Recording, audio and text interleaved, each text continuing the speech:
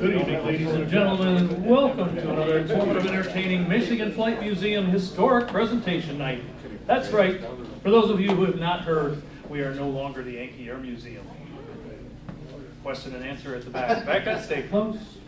I'm Jeff Bush, your host for the evening.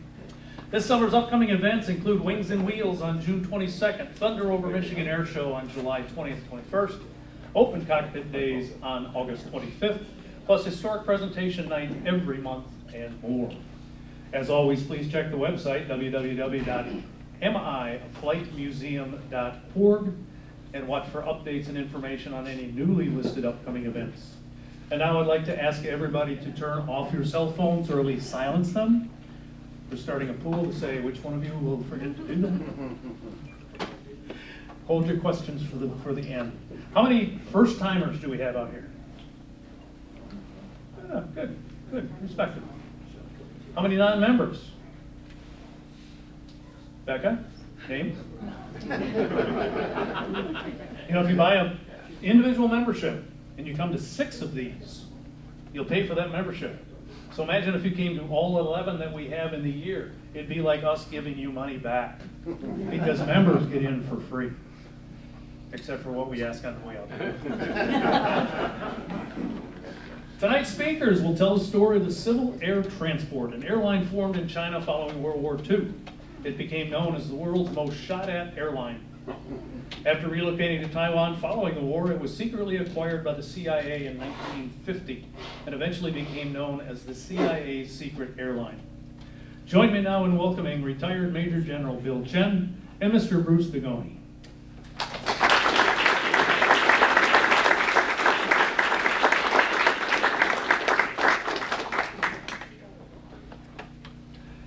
Thank you, Jeff, for that nice introduction.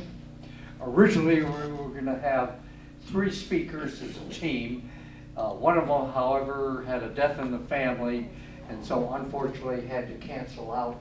But Bruce Degoni is with me, and he'll be presenting. Now, Bruce is responsible for us in the CAT Association to find the Yankee Air Museum, now called the Michigan Flight Museum. And so last year, in fact, our association annual reunion was held here at the museum. So we had a CAT exhibit. We also had a nice reception and dinner here at the museum. Bruce's father was a captain flying for CAT, one of the early CAT pilots, and he'll be talking a little bit about that history. But CAT itself has a moniker that is the world's most shot-at airline. Collier's magazine in August of 1951 had an article on CAT with that as the title. Any of you that are interested in that article later on, you can contact the museum, contact us, and we'll get you a copy of that. Of course, I was delighted to see that my father has his photo in that article. And by the way, my father is a University of Michigan graduate, aeronautical engineering, 1932.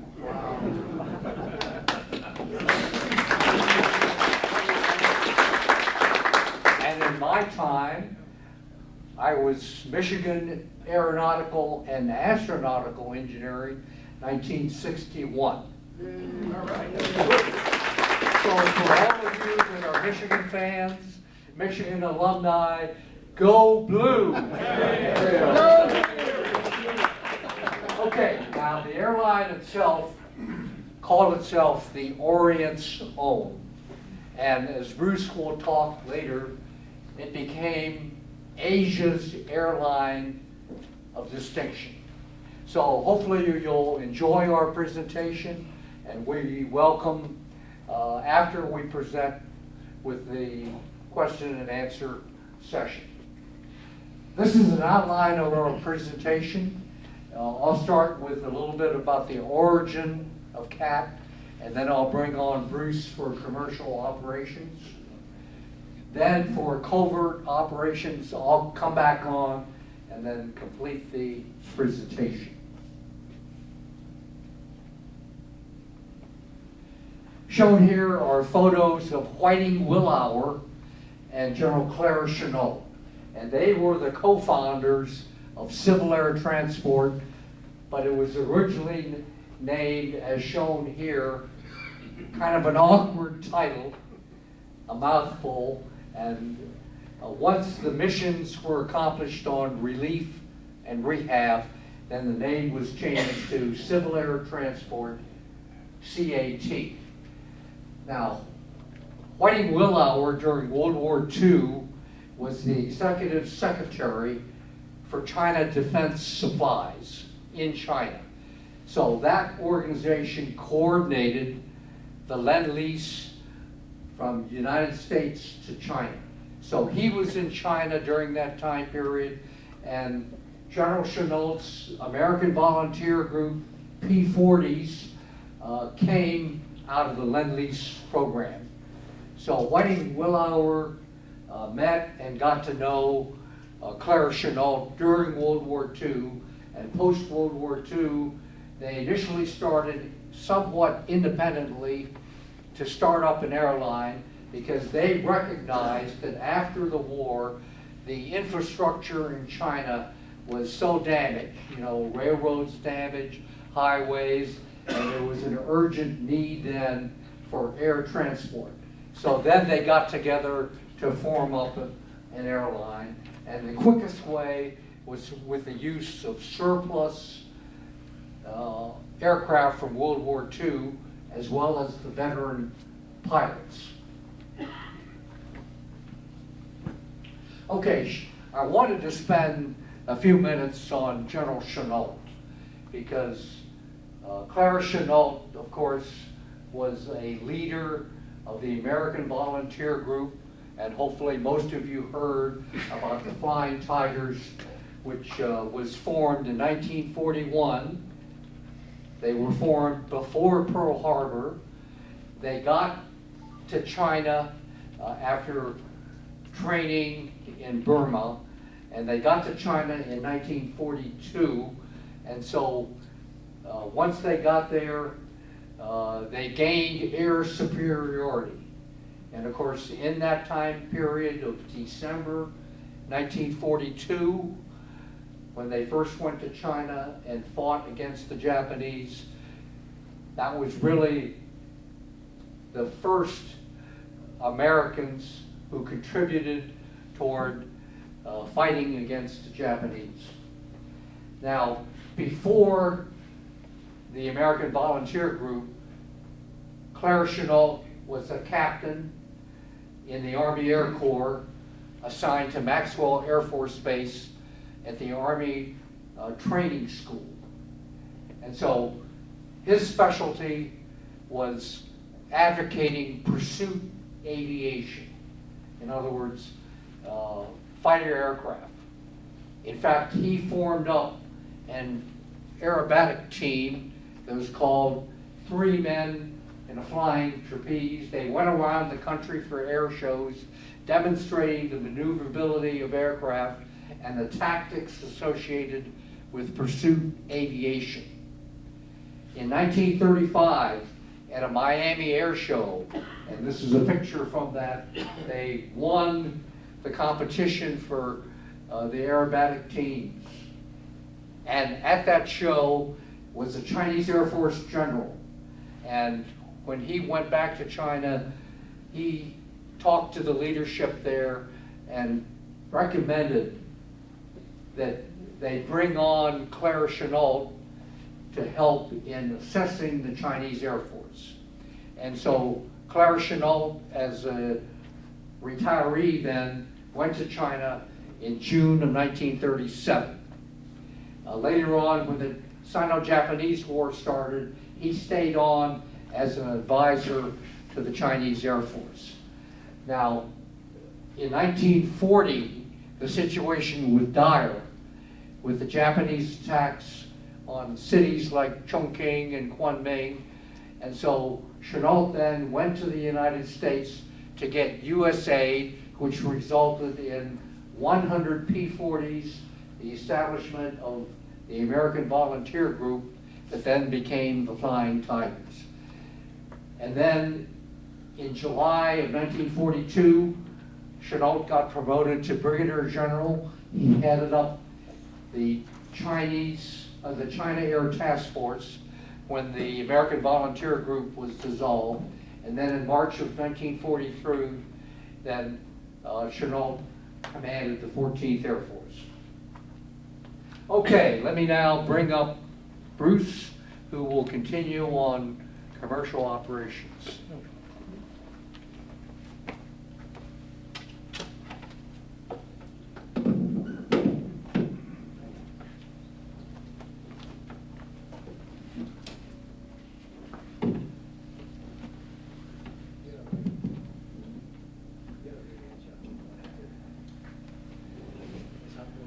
Thank you, Bill, and good evening. Can everybody hear me in the back? Good.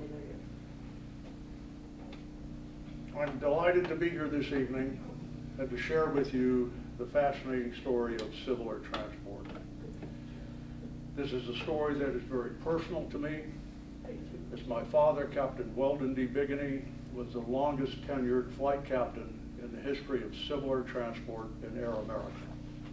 He was one of the first two captains hired by General Chennault in Shanghai on December 18th, 1946, and he flew continuously for CAT and then Air America until Air America ceased operations in 1975 with the end of the Vietnam War. He met my mother, a German in Peking, where she had lived since she was 5 years old. They were married in Canton in 1949 and moved to Taiwan following the fall of mainland China to the Chinese communists. I was born, raised, and schooled in Taipei, attended K through 12 at Taipei American School before coming to the United States for my undergraduate and graduate studies. Civil Air Transport, as Bill has indicated, was started in 1946, when General Claire Chennault and Whiting Willauer signed an agreement on October 25th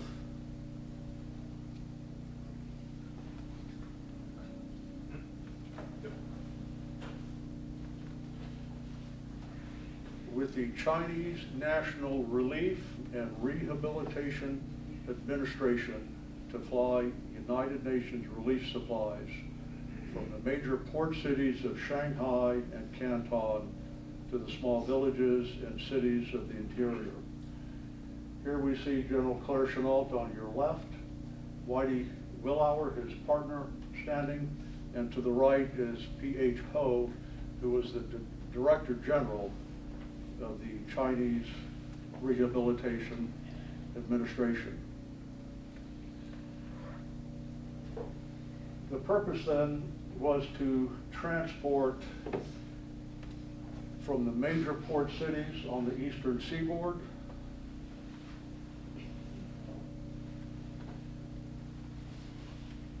principally Shanghai and Canton, into 40 different destinations in the interior of China, and to fly raw products out of the interior to the industrial cities on the eastern seaboard for processing or to the port cities for export. The Chinese National Relief and Rehabilitation Administration, or CNRA, was the Chinese counterpart of the United Nations Relief and Rehabilitation Administration, or UNRWA. The airline was first known as CNRA Air Transport, a name that was changed on January 1, 1948, after CNRA was dissolved and Chennault and Willauer secured Chinese government approval to continue flying as Civil Air Transport under the Ministry of Communications. The Second World War had obviously ravaged China's economy. What food, what raw materials, but commercial goods it had could only be transported with great difficulty, as virtually all of China's railroads had been bombed, its rolling stock destroyed, and rivercraft sunk. The United Nations, through UNRWA, offered assistance, but foodstuffs piled up at the coastal ports and distribution was difficult, to say the least.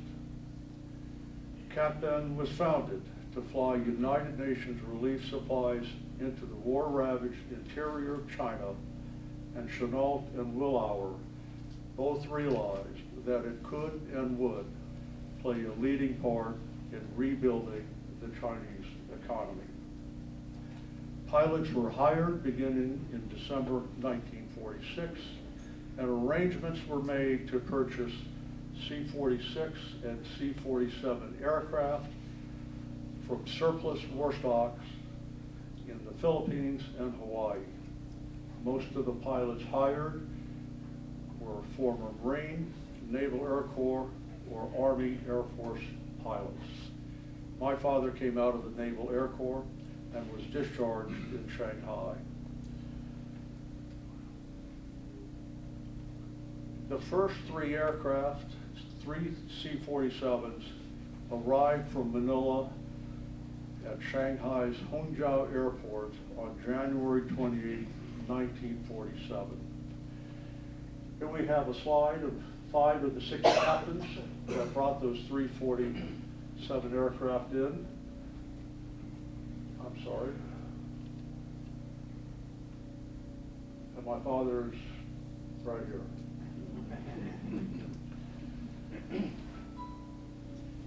Days later, on January 30th, 1947, one of the C-47s took off for Canton, inaugurating CAT's commercial service. On board were General Claire Chennault and 14 employees of CAT and CINRA with a cargo of medicine and relief supplies. The passengers included, in addition to General Claire Chennault, Clyde A. Farnsworth, CAT's public relations officer, and his assistant, Miss Anna Chen, who would later marry General Chennault. CAT was now in business, and was it ever? Less than a year after its founding, CAT had become the second largest cargo airline in the world, and after only 18 months of operation, it had become the largest cargo airline in the world. But the flying, though adventurous, was not easy. Except in the major cities, there were no navigational aids, aeronautical maps, or weather stations, and readily usable airfields and ground facilities were not existent. Pilots either had to navigate by reference to visual landmarks or by dead reckoning, relying on computations of direction and distance to get you from a known position to where you're headed. To get from point A to point B, you had due east for 100 miles. Unfortunately, without any aeronautical maps to compute how far you had to fly in that easterly direction, 100 miles, it was a function of speed and time.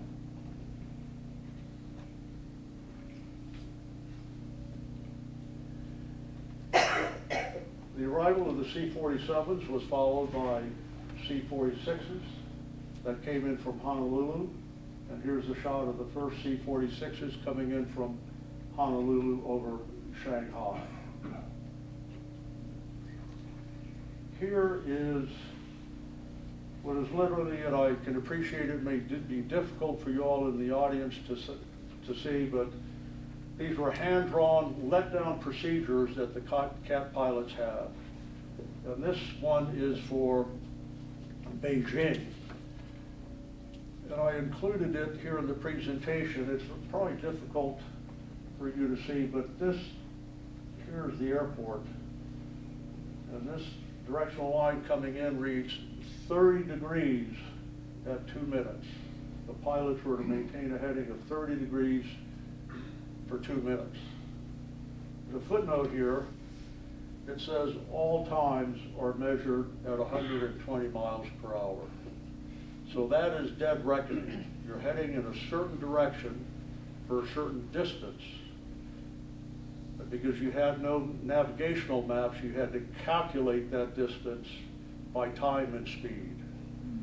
Speed became critical in that determination, because the distance getting into the interior of China was significant.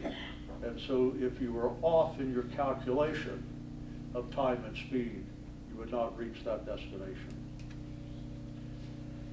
As my father later recounted, and I quote, "There were few navigational aids in the mainland interior, and pilots navigated mostly from experience and a sixth sense as to the winds.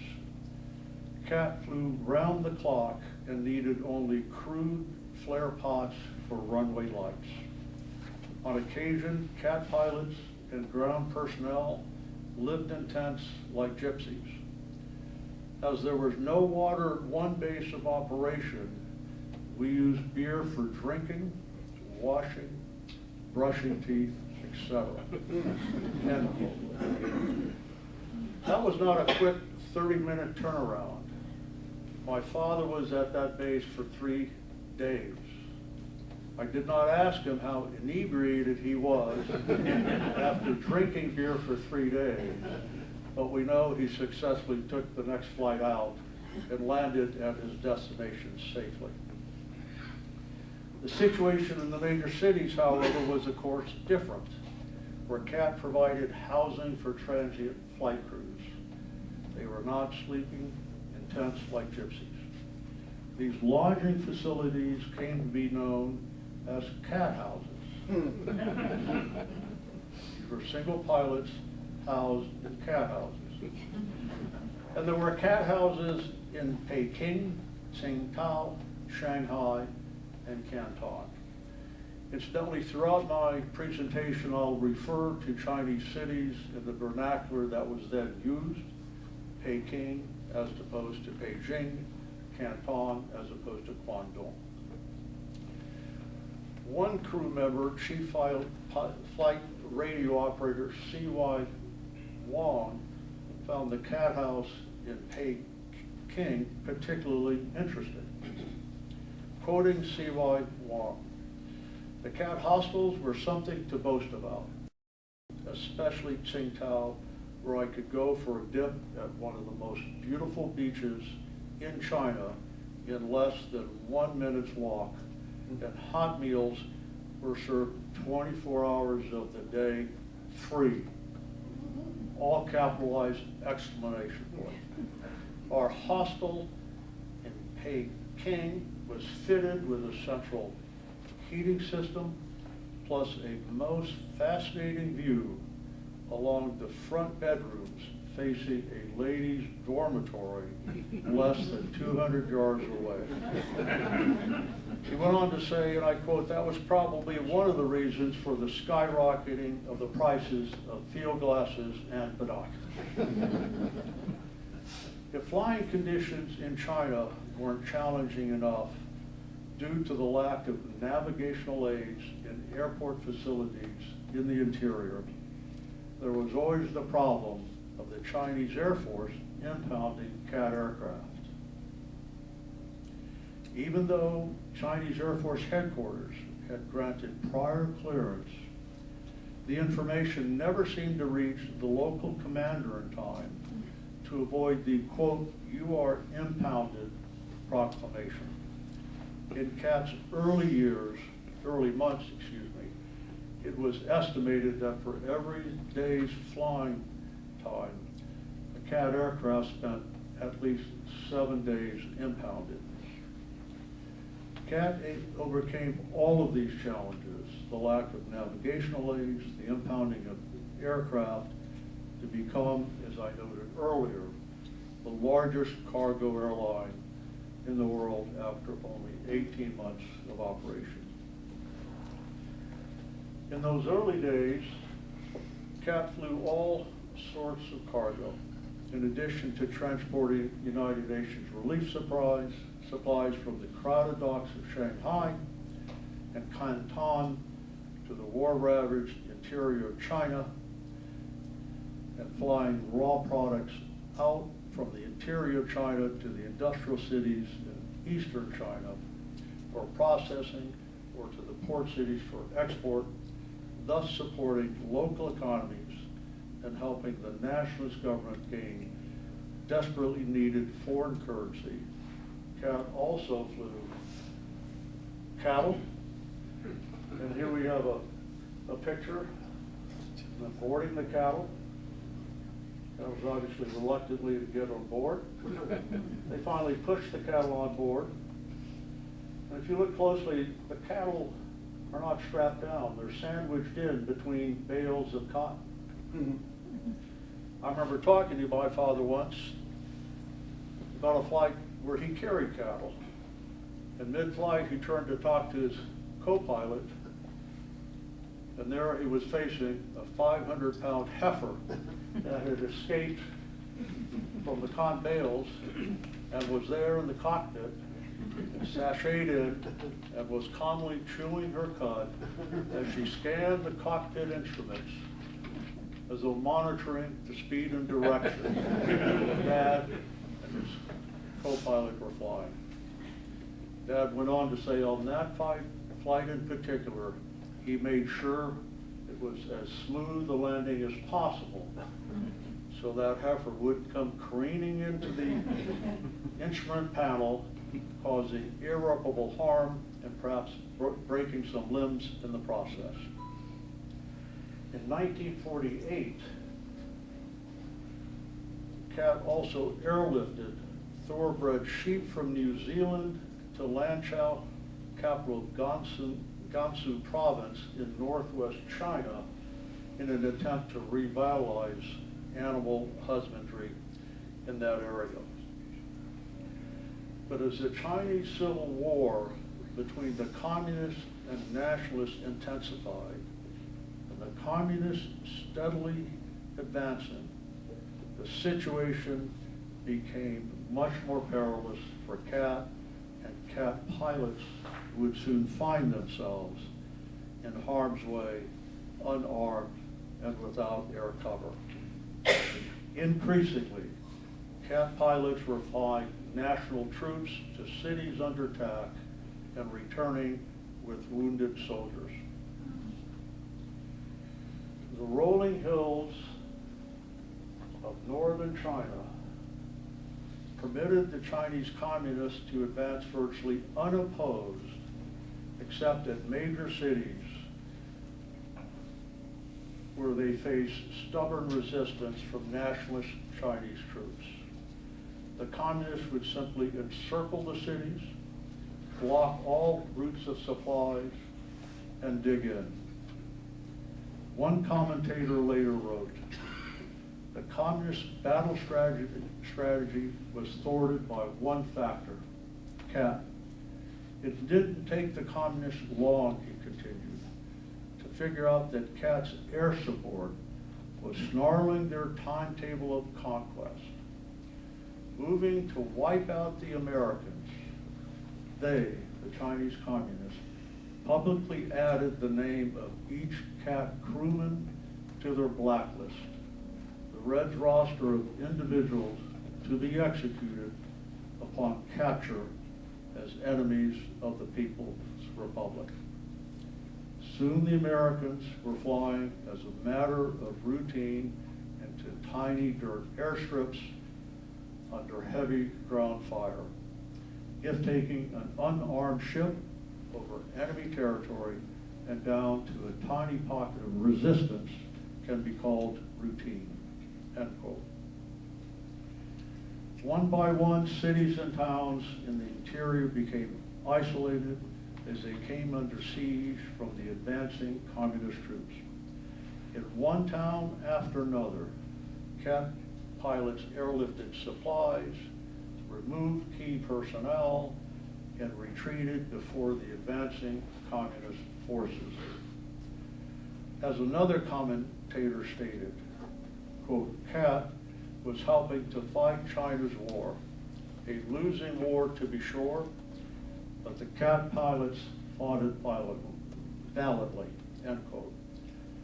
And so by the latter part of 1947, just a year after its founding, CAT began what some would come to describe as its historic flight against time.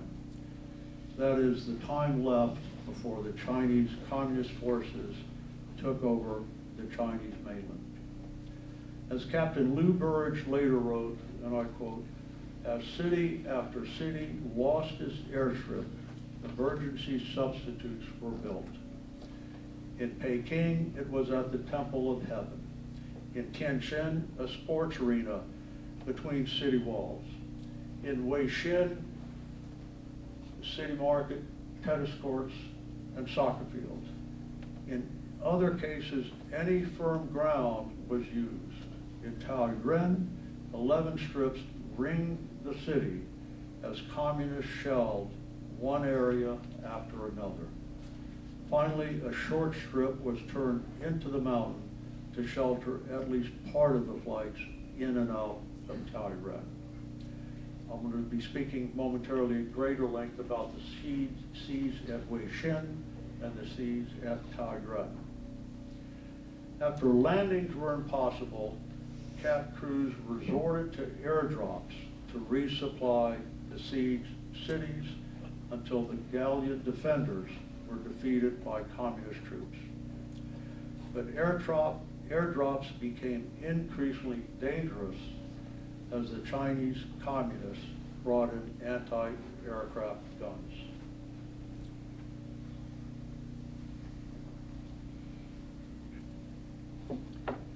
As the communists continued their relentless drive south to capture Shanghai and then Nanking, after the loss of Mukden in Manchuria and Peking, when Nationalist General Fu Taoyi surrendered, they faced two nationalist strongholds. The first at Weishin, which is located right about here, and the second at Taoyuan. The Chinese communists now controlled Manchuria. They had just captured Peking, and they were driving south to capture Nanking and Shanghai. Nanking was then the capital of the nationalist Chinese government. And in order to drive from Peking south to Nanking, they had to get past the heavily defended ancient walled city of Weishin, which was a key railroad hub, as well as the heavily defended city of Taoyuan, which was the largest industrial city in northwest China. Weishin then was the first major target of the communist Chinese push south following the loss of Peking.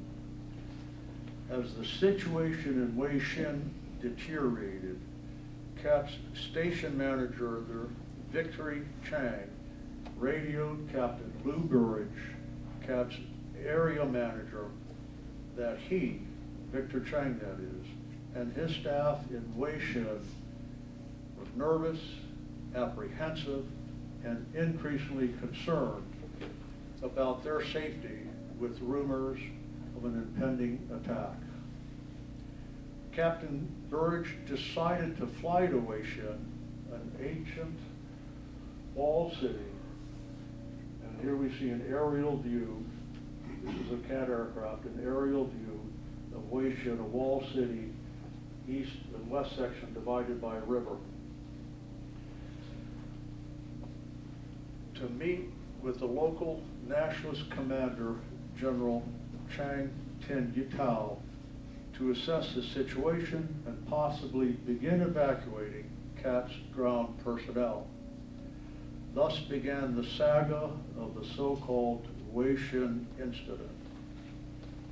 After landing at the airport outside of the walled city, Weishan was surrounded, but the Chinese communists had not yet captured the airport immediately outside of the walled city.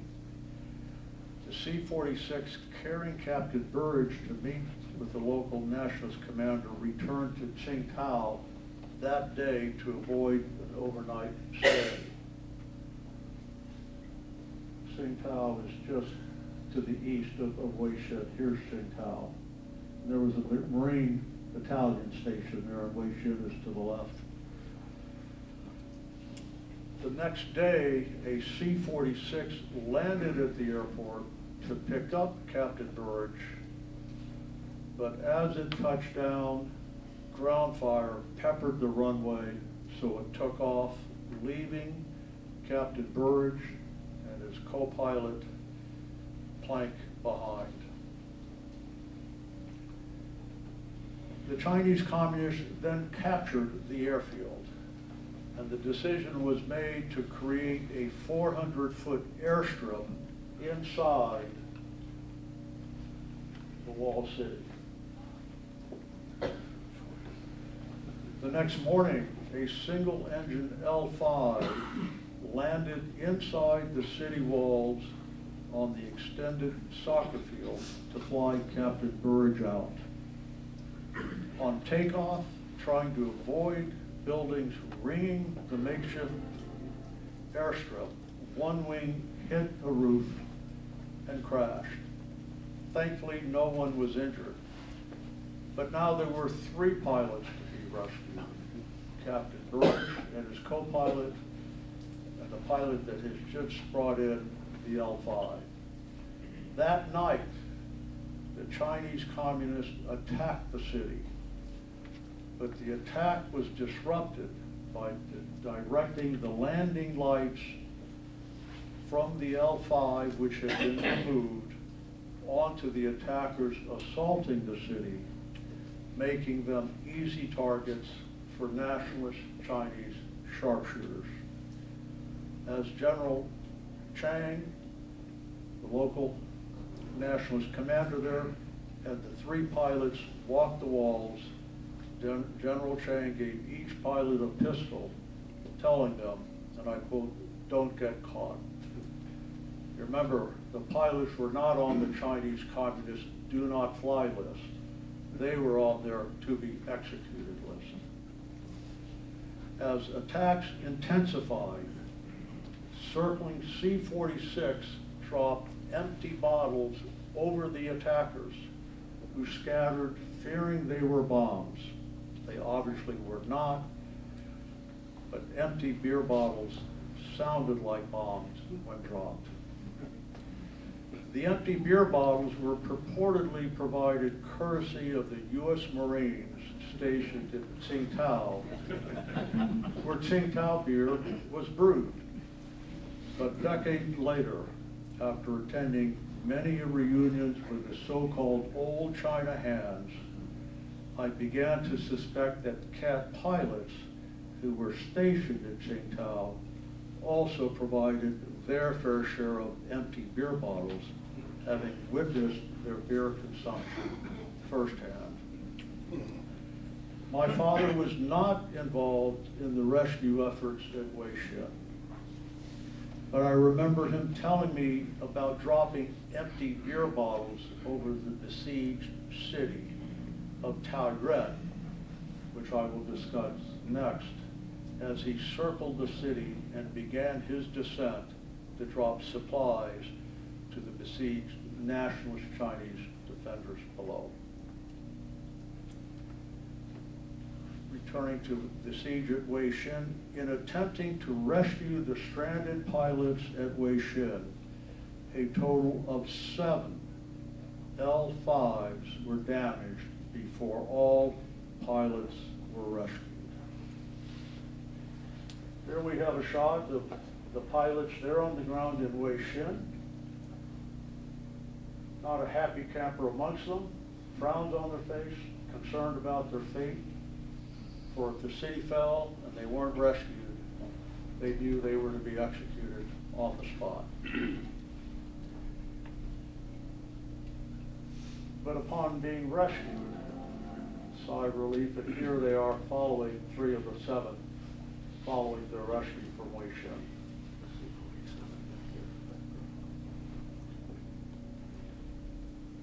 Weishan's walls were breached a few days later. Thankfully, CAT's Chinese staff escaped the city of Weishan safely on foot with the assistance of local Chinese who were sympathetic to the nationalist cause. General Chang, commander of the nationalist troops defending Weishan, suffered a different fate as he led his men to the bitter end. He was killed brutally with 70 bullet holes in his body. So impressed were the Chinese communists with his heroic stand that they permitted him to have an honorable burial, which was a rarity for them. An estimated 4,500 nationalist Chinese troops died in the siege of Weishan. Following the fall of Weishan, the Chinese communists next turned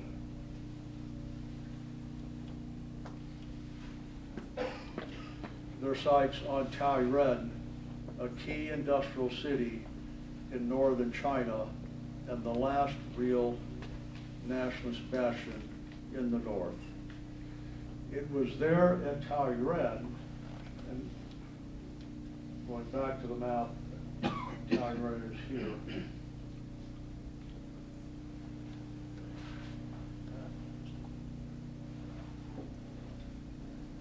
It was there at Taiyuan that CAT pilots staved off the city's capture by the communists for months on end. As Marshal Yan Xishan, governor of Shanxi province, of which Taiyuan is the capital, who would later become premier of China, later recounted in an interview with Collier's magazine. Quoting Marshal Yan, "For months we lived from day to day for the song of American planes over Taiyuan. I wasn't bothered so much about the sound of communist shells or rifle fire. I was sure we could hold our own. If I couldn't hear the planes, then I really worried. Planes meant rice. Rice meant the survival of the city. But finally, no more planes came. The rest you know. Taiyuan fell." Note that Marshal Yan said, "For months we lived from day to day for the song of American planes over Taiyuan. There were no Chinese Air Force planes to be seen." That exact same scenario where CAT was dropping supplies to besieged defenders below took place 7 years later at Dien Bien Phu, the seminal battle where the French were defeated by the Viet Minh. CAT pilots flew in that operation without cover from the French Air Force. The anti-aircraft gun emplacements around Taiyuan became so dense that CAT resorted to night flights. But as was reported in the article that Bill referred to, the world's most shot-at airline that appeared in the August '51 issue of Collier's magazine, and I quote, "Pilots will tell you these night flights were murder. There were other night problems too. Pilots were instructed to turn off their navigational lights as they neared Taiyuan so they wouldn't make such good aircraft targets. But after the night when Felix Smith of Milwaukee came perilously close to colliding in midair with Weldon Bigney, my father, of Ben Franklin, Texas, the boys decided Ack was the lesser danger." When Taiyuan finally fell, 500 key cities, key citizens carried out en masse a solemn vow to swallow poison before surrendering to the communists entering the city. With the fall of Shanghai now seemingly inevitable, with the communists having captured the last two major nationalist strongholds between Peking and Shanghai, that of Taoyuan and Weishan. CAT faced another problem, and that was moving its large maintenance base in Shanghai.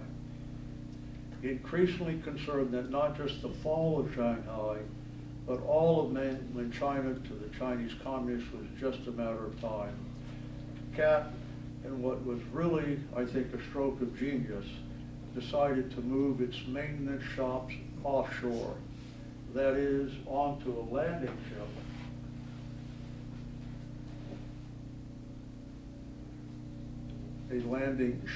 ship tank known as an LST.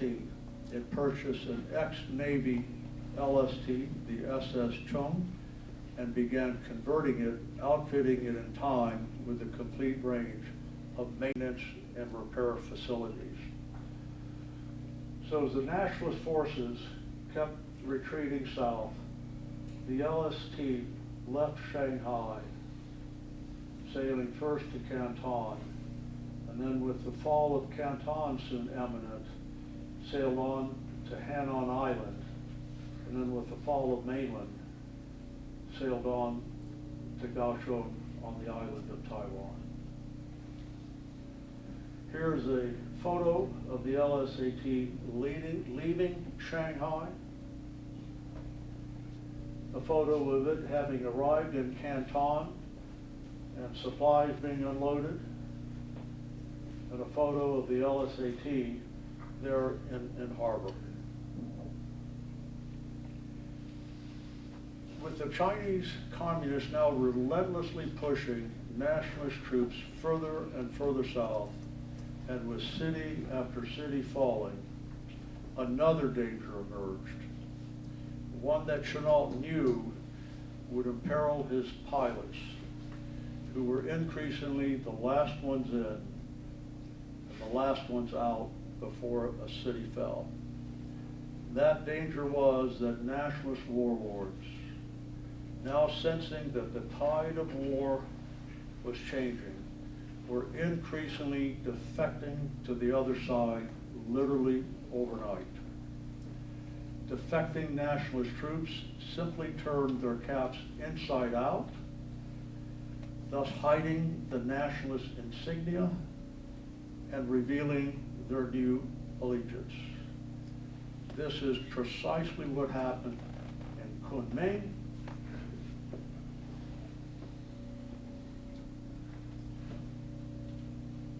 when it was under siege by the communists to evacuate CAT's ground personnel. My father flew the last flight into Kunming. This account of what happened in Kunming appeared in a newspaper article that was published shortly thereafter. I quote, "The story of Kunming's evacuation, which was finally carried out on personal orders from Governor Liu Han, who had given a promise to General Chennault that the evacuation would be allowed when the time came, was told by Captain Big Biggity. My father was 6'2½", and he was known as Big. There had been reports that Liu Han was planning a coup for some time. At dinner on Friday night, at which Governor Liu Han was host and attended by two CAT personnel, Captain Vargreen and Captain Bob Buell, the governor said Sunday would be ample time to evacuate. The dinner he hosted was Friday night. He had obviously not penciled, but penned in his calendar that Sunday night he was going to defect to the Chinese communists. Regarding that dinner, Captain Bar Green, who was responsible for the evacuation of Kunming, had this to say, quote, "During dinner, I got talking with Luhan and told him that in view of the deteriorating situation, Cat was planning on the early evacuation of the city. We had our first tip-off that something was in the wind when Governor Liu, failed to protest these plans. He just nodded and said it was a wise move. He added that he was sure everything would be okay at least through Sunday." Returning to the published newspaper article detailing the evacuation of Kunming, here's what's happened next.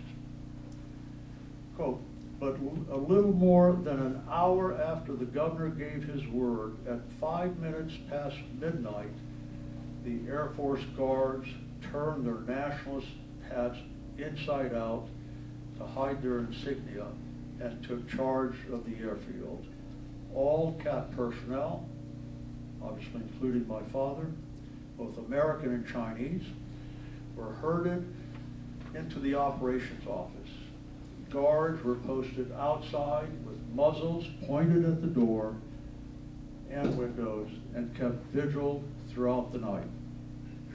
Looting at the airfield installations then began. Baggage at the terminal and planes were rifled. The airline employees were not allowed any food. Telephones were ripped out. At daybreak, the night guards disappeared and the day guards appeared. The restrictions were relaxed and the personnel were allowed outside the building, but forced to keep inside the small enclosed yard. Gasoline trucks then drove up and defueling of 3 CAT planes began. I should mention that when the day guards appeared, suddenly they had reversed their caps, and now they were displaying the nationalist insignia. They had jumped the gun. The turnover wasn't to occur until 5 minutes after midnight on Sunday, not 5 minutes after midnight Saturday. Hence, they turned their caps back around. Returning to the article, quote, "Captain Bigney said about 9 a.m. a police officer appeared and told him he believed they would be allowed to evacuate. He said the officer relaxed their imprisonment and allowed the group to go to the mess hall. Defueling of the planes were halted and refueling began." The article then quotes my father. There were 3 CAT aircrafts there on the tarmac, my father having brought in the last C-46.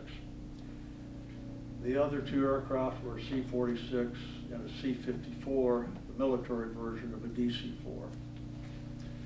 Quoting my father, who is quoted in the article, "Pilot Bierman cranked up his C-54, taxied off cold, and took off.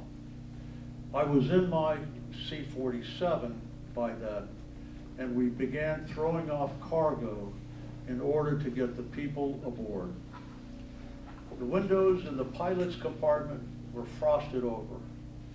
I turned on the defrosters and started the engines. Soon there were holes on the co-pilot side big enough to see through.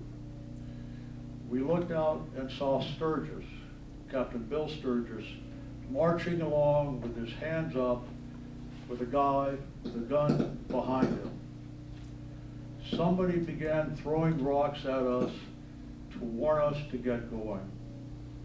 I started off, but some soldiers rushed the runway with guns. There was still ice on the wings, so I shut off power, and we unloaded and went back to operation." The article continues. Captain Bigney said the police officer told them that they, quote, "should not have done it," and added, "they were hopping mad that Captain Bierman got off in his C-54 without waiting for clearance," end quote. The The officer reiterated that the governor's promise was going to be kept, but that he was forced to wait confirmation from higher authorities. About noon, said Captain Bigney, the final word came. All planes would be allowed to leave with their personnel. That newspaper article detailing the evacuation of Kunming concluded with this statement, quote, General Chennault, after hearing the above report from Captain Bigney, cabled Governor Liu, deeply appreciate action permitting evacuation of CAT personnel and planes. General Chennault's sole comment at the time was Governor Lujan promised he would let us out. He kept his word, end quote. Unfortunately, the very same scenario played out in Mengzi. Mengzi is further inland, probably about here, principally tin mining town. And CAT did fly tin ingots that were mined in Kunming down to Hanoi here for export.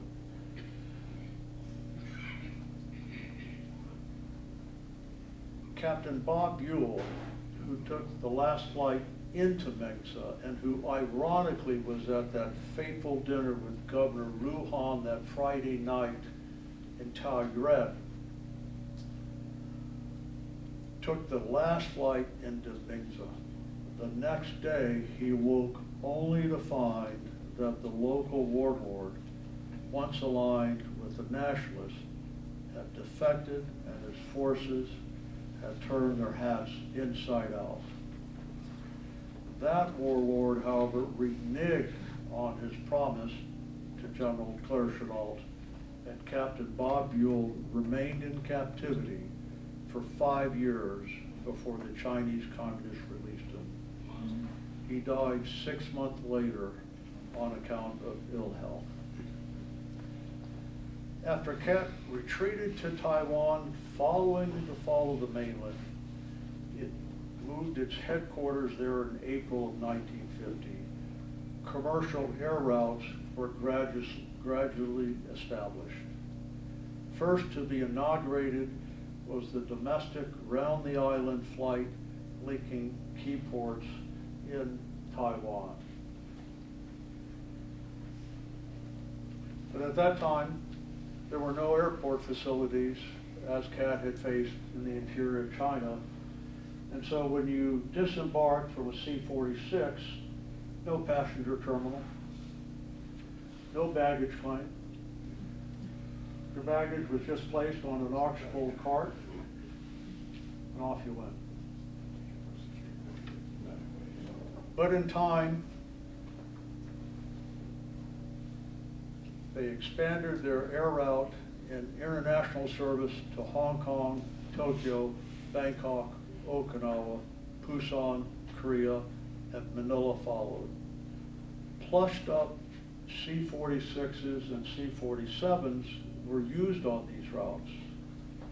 Once used as cargo carriers on the mainland with only retractable bucket seats running the length of the fuselage on both sides, these aircraft were transformed by CAT's engineering division into, quote, a plush passenger airline with individual passenger reading lights and a modern lavatory. Here you can see, finally they introduced in-flight service, flight attendants. There's a C-46 in the background with new CAT livery. To the right is Nora Sun, the youngest stewardess hired by CAT. She was the granddaughter of Sun Yat-sen, the founder of the Republic of China.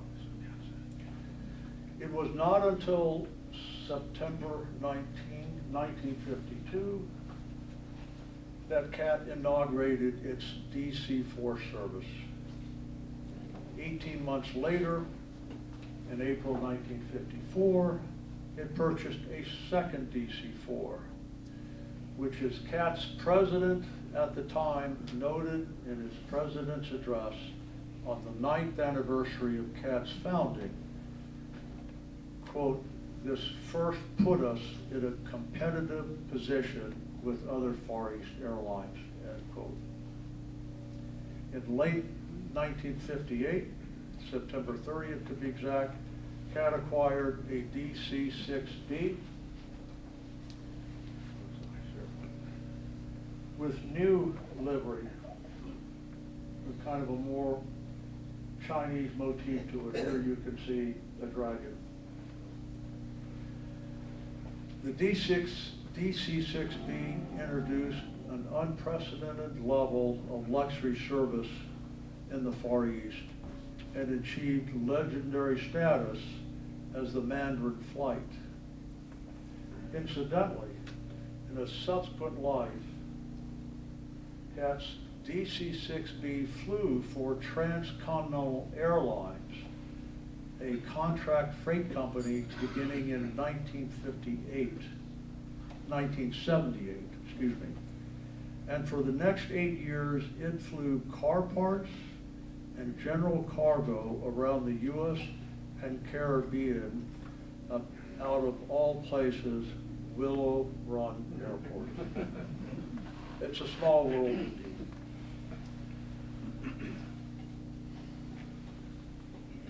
Following the introduction of the DC-4, the DC-6, CAT had now expanded from initially round the island flights to Hong Kong, to Bangkok, to Manila, Okinawa,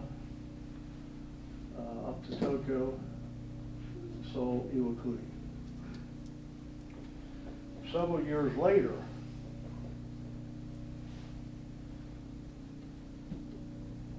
CAT inaugurated jet service with the Condor 880 that became known as the Mandarin jet. And here you can see a flyer introducing the Mandarin jet. The Condor 880 had a top speed of 619 miles per hour, and it was the fastest of all commercial jets in service at the time. Often referred to as a flying Oriental palace, it was richly outfitted in traditional Chinese decor.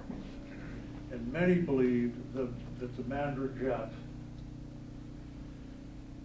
was one of the most beautiful jetliners in the Far East, if not the world. Indeed, when the Encyclopedia of Civil Aircraft of the World was published in 1999, the Mandarin jet was featured in a color photograph in the profile of the Condor 880. The caption to that photo noted, its most remarkable feature was a colorful dragon motif on the nose. See here. I personally believe there were actually many remarkable features of the Mandarin jet.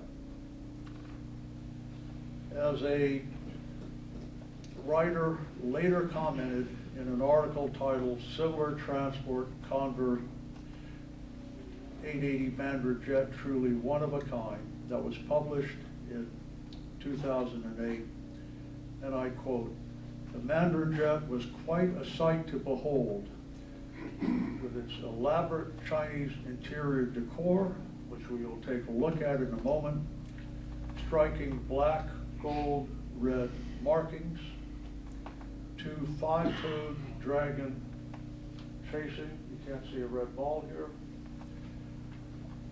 chasing ivory balls on the nose, the gold speed stripe going down the length of the fuselage and the engines as well, and a highly polished alclad skin. The bottom of the fuselage remained in the aluminum color, and the upper fuselage was tainted a very light tan. With the addition of excellent food and cabin service, it quickly became renowned throughout the Far East. It was, without doubt, one of the most beautiful airliners ever to serve in passenger operation anywhere. Passengers traveling on round-the-world flights on other airlines were known to break their journey in Japan and board the Mandarin jet just to fly on from Tokyo to Bangkok.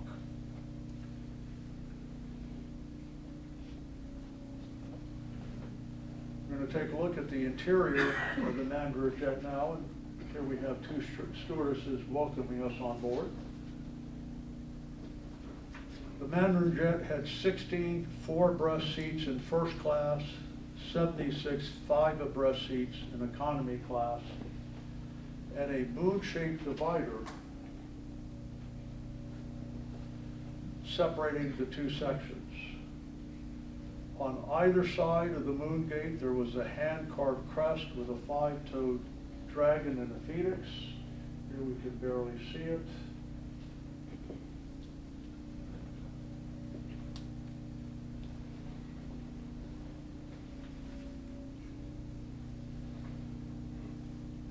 In Imperial China, the dragon was a sign of male royalty and the phoenix female royalty. And use of a five-toed dragon was expressly reserved for the emperor. That is why when they marketed the Mandarin jet, they marketed it as a flying imperial palace. Above the windows on the interior were a series of silk reproductions of ancient Chinese artwork depicting the travels of Confucius, complete with flag and pike-carrying knights and Confucius and a horse-drawn chariot with an umbrella. The colorful procession started anew every seventh window. The Mandarin jet was sold to Cathay Pacific in January 1968 and replaced with a Boeing 727. But following the unfortunate crash of the 727 a month later, in February 1968, upon approach to Songshan International Airport in Taipei, passenger service was suspended, and China Airlines, which was established in 1959, replaced Civil Air Transport as the designated flag carrier for the Republic of China. Thus ended CAT's legendary passenger service, although CAT continued to operate cargo flights for some time afterwards with its two DC-4s and several C-46s. There's a shot of an interior, and here you can see the hand-carved five-toed dragon. A very rich interior, red, gold, black seats, which was used throughout the imperial palaces that the emperors of China built in times past. Here we have the Mandarin jet taking off.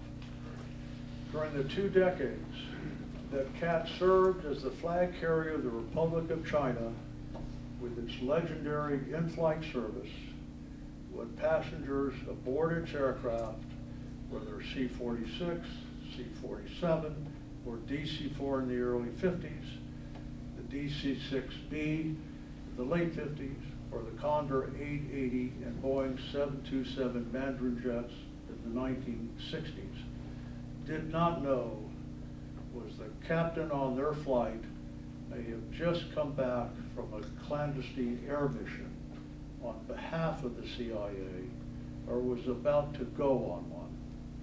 What very few people then knew, and indeed not even the nationalist Chinese government knew, nor did the families of the CAT pilot know, was that the CIA had secretly acquired CAT in August 1950 to undertake clandestine air missions throughout the world during the height of the Cold War. Growing up in Taipei, I remember my father was often gone for extended periods of time, particularly when he flew the Mandarin jet to Bangkok. My mother, as did all the other wives of the 7 Mandarin jet captains, thought nothing of it, simply believing that his flight schedule called for a layover in Bangkok. Unbeknownst to all of us then was that he was flown up to Udon Thani in northeastern Thailand, and after being stripped of identification, boarded an unmarked C-46 that was loaded either with hard rice, ammunition that is, or soft rice, which was indeed rice for consumption. Took off and then flew over northern Laos during Nixon's so-called secret war in Laos in the 1960s, and then dropped his load with pinpoint accuracy, given the experience that they had gained on the mainland, dropping time and time again relief supplies to besieged cities with pinpoint accuracy, for if they failed to hit the mark and those supplies fell outside the walled cities, they fell into enemy hands. So too in northern Laos. These drops were in support of the Hmong tribesmen who were fighting the communist Viet Minh as they traveled down the so-called Ho Chi Minh Trail in Laos to the battlefields in South Vietnam. Meanwhile, the captain on the prior Mandarin jet flight to Bangkok had just returned from his clandestine mission up north, having done what my father was just about to do, and he flew the Mandarin jet out of Bangkok as it continued on its scheduled passenger flights. I did not learn of my father undertaking these clandestine flights on behalf of CIA until years later when I was a junior at Northwestern University, taking a year-long course on American foreign policy.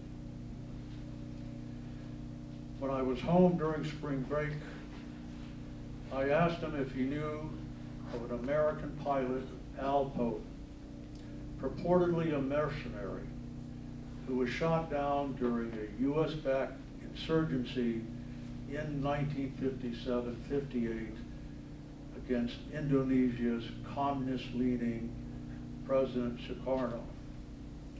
Al Pope was captured, put on trial, and sentenced to death by firing squad.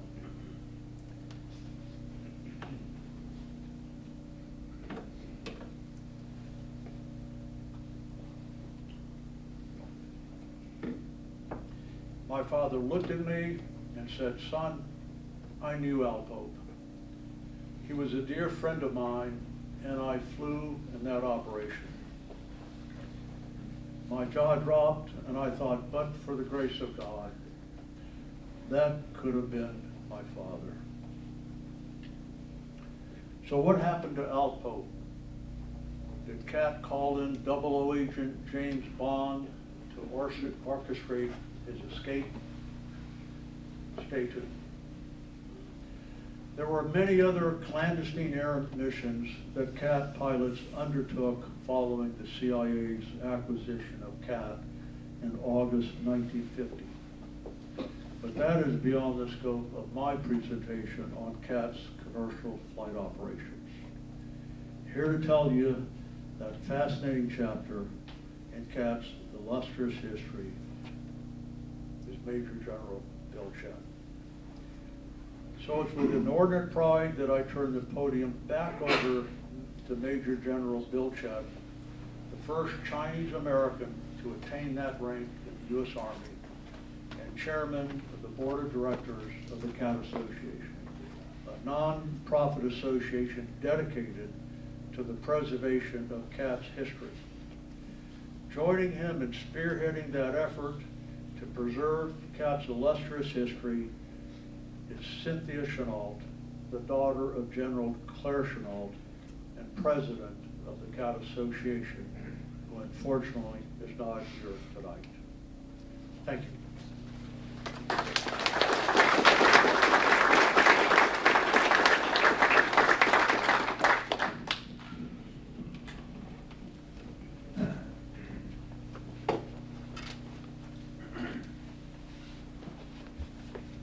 Okay, I'm going to pick up the pace a little bit here and talk about covert operations that Pat was involved in. These are summarized here.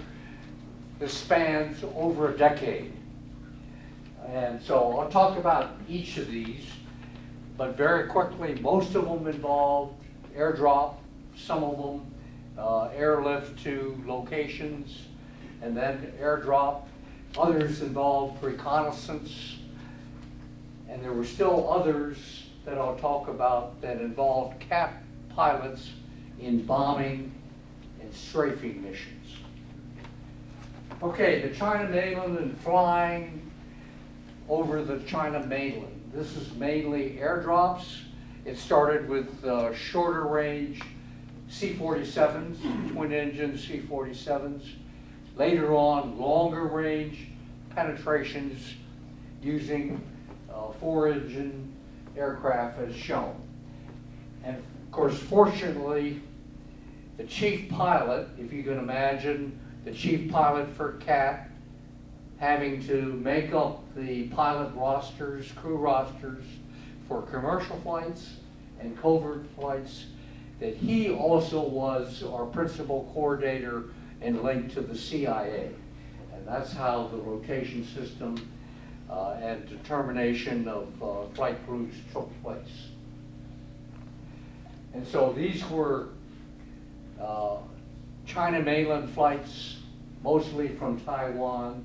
However, in certain cases, they involved what we called the third force, where the third force was other than Chinese nationalists. And so here, there's a lot of political sensitivity where the CIA were using other Chinese agents in support of the CIA mission, but not known to the Chinese nationalists. So in those cases, a lot of those flights then flew out of places like Okinawa or Tachikawa Air Force Base. Okay, another project was the Li Mi project, where Li Mi was a nationalist general during World War II. However, he stayed with his troops in Burma. This occurred during the Korean War. So the thought was on the U.S. side was where there was where there were Chinese communists fighting in Korea to perhaps establish a second front in Yunnan province, western China, so that would occupy the Chinese communists in the Korean War. And so General Li Mi was supplied. There were airlifts as well as airdrops, but it was unsuccessful because his soldiers then effectively were overwhelmed and were kicked out of Yunnan once they attempted to get in. And there was also the political aspects of a nationalist army conducting operations into China, starting in Burma. And so effectively the U.S. Withdrew the support of Li Mi, and that was terminated. Okay, another mission had to do with the offshore islands, which are listed here. And this is with the use of PBY seaplanes. So there were missions for reconnaissance, as well as dropping supplies, leaflets, and recovery of wounded. And in fact, there was a book out on this entitled Raiders of the China Coast. Okay, another operation involved two pilots, Schwartz and Nadi. And this was in Manchuria. And so this was an operation where the mission was to retrieve an agent. And there was a special sky hook mechanism where There were 2 poles vertically mounted with a rope in between, and then the agent was supposed to be in a seat on the ground. The C-47 would come in and then grab the seat and then be lynched on up to the C-47. However, what happened was the agent turned out to be turned, and so the Chinese communists knew about the flight coming in, and unfortunately then it was unsuccessful. Now, in the case of the 2 pilots, since this was a CIA mission, they were honored in the CIA special awarding of a star in their CIA building that people can visit and see. Okay. Next is Dien Bien Phu. At that time, there was the French Indochina War, and CAT pilots were sent there to fly these boxcar Air Force C-119s. They were provided by the Air Force, but then painted with French insignia. CAT pilots went to the Philippines, got quickly trained to fly the C-119s. The C-119s were based in northern Vietnam at Haiphong. And so the mission itself was a 3-hour round-trip mission, but then over the target where they did the airdrop of parachutists or supplies lasted only a few minutes. And so it was a tough mission. The French Air Force was supposed to provide air cover, but most of the time it wasn't there.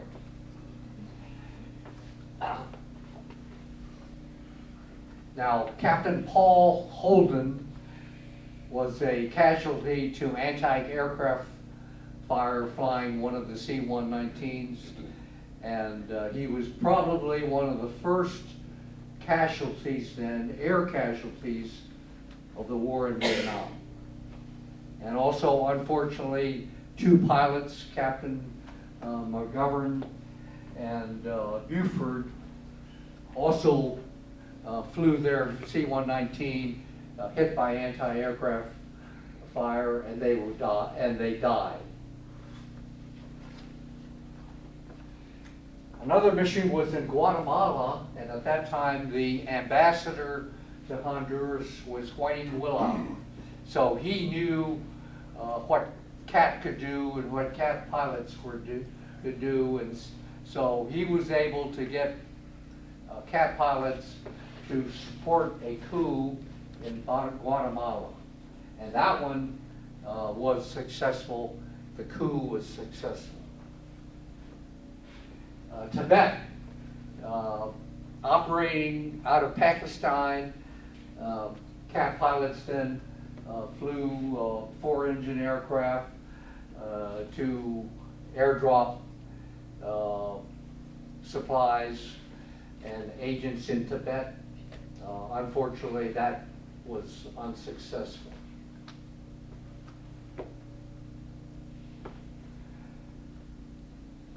Okay, here's an operation in Indonesia, and so PBYs were used, other types of aircraft, and this is where Captain Hope was captured. And so he was actually on bombing and strafing missions, and later on he was released. The mission here was an attempted coup to overthrow President Sukarno in Indonesia. Okay, Bay of Pigs. I think all of you know about the Bay of Pigs, and CAT pilots supported flight operations in the Bay of Pigs. They flew various aircraft to include B-26s and PBYs. And as all of you know, the invasion of Cuba was unsuccessful. Okay, I'd like to now quickly summarize the structure of CAT. These are the company elements that were part of CAT.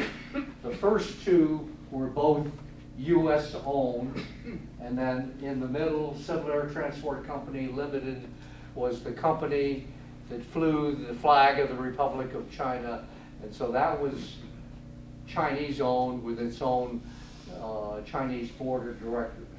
But the major elements of CAT were American owned. And Air Asia became a high quality maintenance center that supported the U.S. aircraft in the region. I'd like to now touch upon CAT women, because it's not just the CAT pilots that made CAT successful, and also we should give tribute to the women of CAT. Anna Chennault, for example. We had a CAT bulletin that provided public relations as well as information to all the employees. She was an editor. Later on, she was an executive for the Flying Tiger line. And of course, later on her own, she was a public relations and political activist. Sue Buell was General Chennault's secretary, but also the wife of Captain Buell, who was captured by the Chinese, and she made a major effort in lobbying for his release. Shown on the far right top is Louise Willauer, wife of Whiting Willauer. She accompanied him throughout China during that period. She wrote a number of articles that contributed to the history of CAT. Nora's son, Bruce mentioned, was the granddaughter of Sun Yat-sen and the first stewardess, or the youngest stewardess to be hired by CAT at age 17. And she herself worked for the Department of Commerce later on after she finished with CAT. Okay, this highlights the accomplishments. I won't go over these in detail. I want to cover what Anna Chennault identified, and in her book, A Thousand Springs, she identified the three major miracles of General Chennault. One was the American Volunteer Group, Flying Tigers. Next was the 14th Air Force, and then CAT. Okay, so this summarizes the legacy of CAT. The first one really is the legacy being the deeds and accomplishments in support of freedom-loving peoples in the various missions that were flown. And the second is the legacy of the CAT spirit, which is a carryover of Chennault's Flying Tigers, Flying Tigers experience, and into CAT, where people were concerned with a very can-do attitude to get the job done in the face of adversity. And here we have some notable commendations relative to CAT. Now, you can't read this, but this is from the director of the CIA, a citation to Civil Air Transport and Air America. So I put this on this chart where you can all read. And this is from the director of the CIA to CAT and to Air America, highlighting, for example, the superior airmanship of CAT.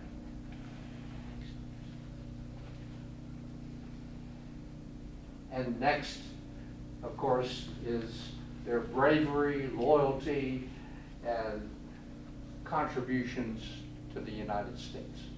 Okay, so with that, this concludes our presentation.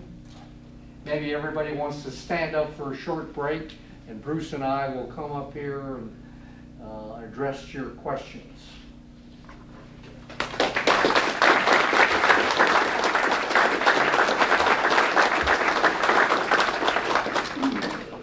Okay, so we'll be glad to answer any of your questions. What I'll do is try and repeat the questions, and if you would identify who you would like to direct the question to. Yes? So how many, do they have a record then of how many aircraft and crew were lost over the years? Okay, the question is, how many aircraft and crew were lost? Now, I don't have the exact numbers. There were crashes involving CAT aircraft, and of course, aircraft and crew were shot at. I mentioned the pilots who were killed, for example, at Dien Bien Phu, also Snotty and Schwartz in Manchuria. But to my knowledge, other than that, even though there were CAT support of the besieged cities in China, that none of the crew or pilots were killed as a result of that. Yes. One of the slides where they were trying to pick up a guy from a roper, down at the bottom it said 2 guys were released from jail. What was that all about? I missed that. Down at the bottom of the screen. They said they were- Oh, okay, that was a different slide, not related. Oh, okay, there were 2 agents, CIA agents on the aircraft. Okay. And so when the aircraft crashed, they were captured. And so that was Downey and Fateau, and both of them were imprisoned. Now, when the aircraft was missing, there was some public affairs effort to deny the flight. They reported CAT flight was over Manchuria and Korea, but actually it was a operation where the pilots were killed, and then the 2 CIA agents were captured. Yeah, on that count, obviously it was a secret mission, and the aircraft went down over Manchuria, but when it was lost, because it was a CIA mission, the cover story that CAT put out was that they were lost at sea. That wasn't really a plausible explanation in the minds of the CAT families, because they knew that these were outstanding pilots. And these pilots were familiar with the area, the terrain, the weather, so they, at the time I was, later I heard about the cover-up and the reaction talking to my father. There was considerable doubt as to actually what happened. Okay, any other questions? Yeah, I got one. Yes. What kind of armament was on these planes? Like cannons or machine guns? Armaments on CAT planes? Mhm. None. Okay? None. None. None. That's what I thought. Yeah. They were They civil were air unarmed. transport, right? Even on the clandestine missions, they were unarmed. Okay, yes. What happened? Air America shut down, I think, in '73 or '74. Okay, Air America was officially terminated in 1976. Okay. And what happened to those airplanes? Did they bring them back to the States? Well, I think there were some transfer of aircraft and disposition. They had a diversified fleet. They had I helicopters. worked for Transcontinental Airlines, and we had a bunch of C-46s that were really prime airplanes. They weren't the beat-up dogs that you found. They had fresh engines that had been overhauled, and in fact, we flew those till they flew. I got out of there, but Transcontinental flew them until 1984. Well, They- there they were was rumored to be- Continental Air Services that also operated in Southeast Asia. Yeah.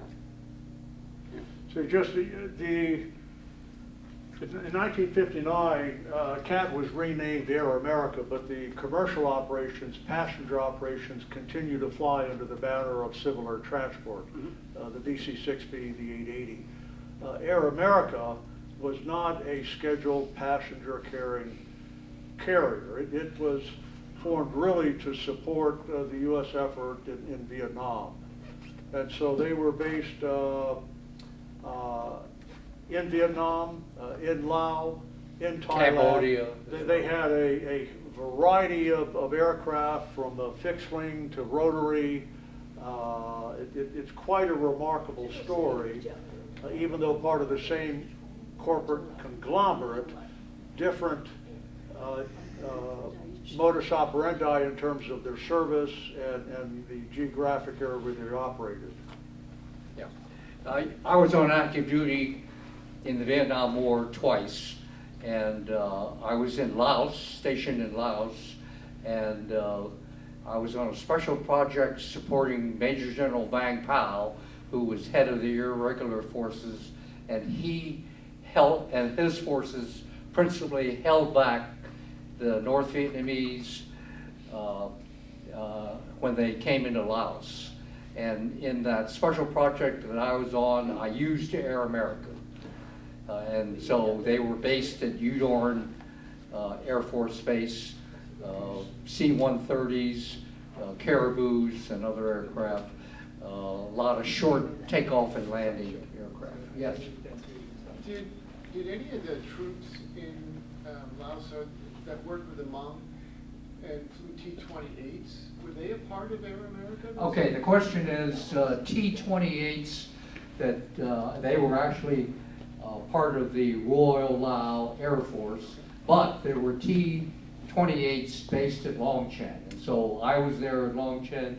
You could see the T-28s on the runway. And of course, the U.S. Air Force at one point in time also had T-28s. It's interesting, you guys might want to know that one of the restoration crew on our B-52 actually was one of the maintenance crew on those T-28s flown by the Hmong. So there's an interesting connection for you guys there as well. Okay. Any other questions? Okay, if not, thank you very much. Let me.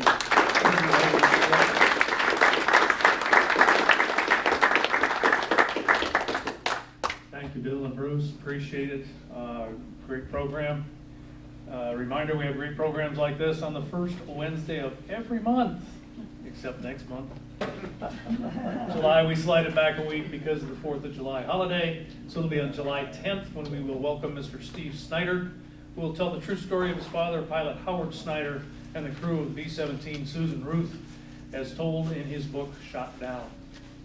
I can guarantee it will be a fascinating program. I've known Steve for about 8 years. I met him at Reading, Pennsylvania, about 8 years ago, and we've been good friends since. For attendees who got in tonight's program for free with your museum membership, please remember the donation box on your left and out in the hallway are hungry. Drop a $5 bill in there if you see fit. We would appreciate it because this support does go a long way to keep these programs coming. Becca, as usual, thank you for putting this together for us. Thank you all for coming out tonight. Until next time, bye-bye and bye-bye. See you.